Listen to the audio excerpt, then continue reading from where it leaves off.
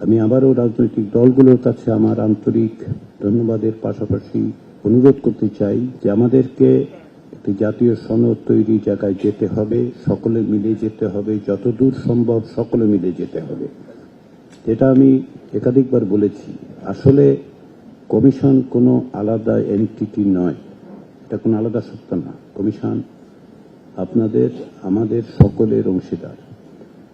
ফলে যদি আমরা কোথাও কোথাও ব্যর্থ হই, সে ব্যর্থতা আমাদের সকলের, কমিশনের একার নয়।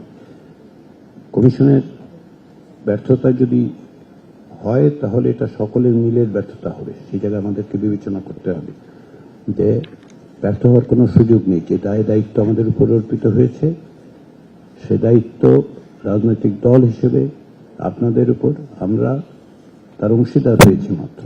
কমিশন আপনাদের প্রচেষ্টার অংশীদার হয়েছে। কমিশনের আলাদা করে একটা সত্তা হিসেবে যুক্ত হয়েছে এই আলোচনায় তা নয়।